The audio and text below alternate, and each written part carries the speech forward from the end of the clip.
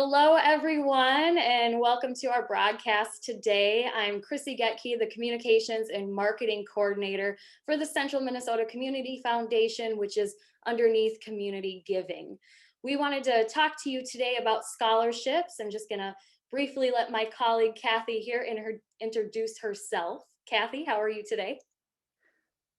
Very well. Thank you, Chrissy. I'm Kathy Gracco, the Director of Community Programs for Community Giving, and I oversee the grants, scholarships, and community programs. It's an exciting time right now with scholarships. We wanted to hop on here just for a couple minutes just to talk a little bit about what scholarships we have available. Not too in-depthly, but just a little bit about how you can get to our scholarships and research them a little bit, because we have so many scholarships to offer you guys. We have over 100 scholarships, over 100 available, depending on if you're in high school or college. Is that correct, Kathy? That is correct, and it does span across all of our communities, Wilmer, Brainerd, Alexandria, and St. Cloud. It is an exciting time, and it's a great opportunity for students to take advantage of this opportunity. Exactly. And I just want to throw it out there that last year, community giving as a whole, for our scholarship funds, we gave $273,000. A lot of times as a high school senior, or when you're in this position as a new college student, you don't always often understand how many resources are truly available to you. And when you hear these big numbers, you might have some misconceptions, like your grades need to be perfect, or you need to be an all-star athlete, these types of things. And Kathy, I'm sure you can share a little bit about how our scholarships really are for that diverse group, that where you don't need to be a straight A student necessarily.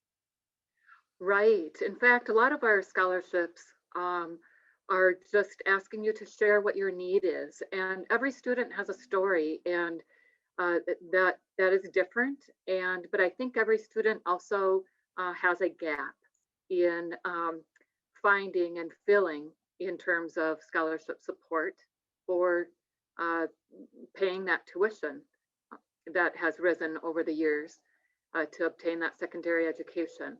Some of our scholarships are for 2-year education as well as 4-year education. So it does provide some option based on your interest as a student and where you want to go beyond high school.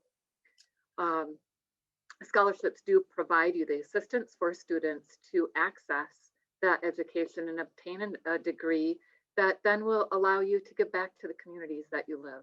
Sometimes when there's these smaller scholarships that are available, the misconception is you don't really need to apply for those because they're so small.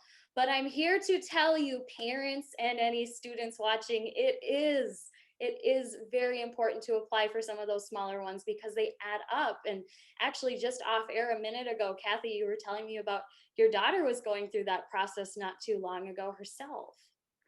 Yes, I watched her as a busy senior, stressed, and I kept encouraging her, Kayla, this is well time spent for you to apply for these. And as tuition became due, even those small scholarships really made a big difference for her. So I'd encourage you to take the time.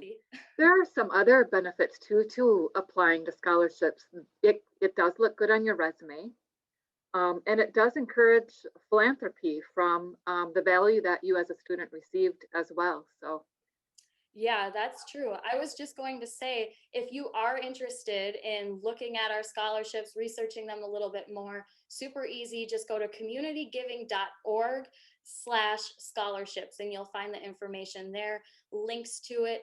Also, if you are looking to talk to someone with community giving, like one-on-one, you can email programs@communitygiving.org, and Kathy or someone else in Kathy's department will definitely get back to you, help you answer those questions.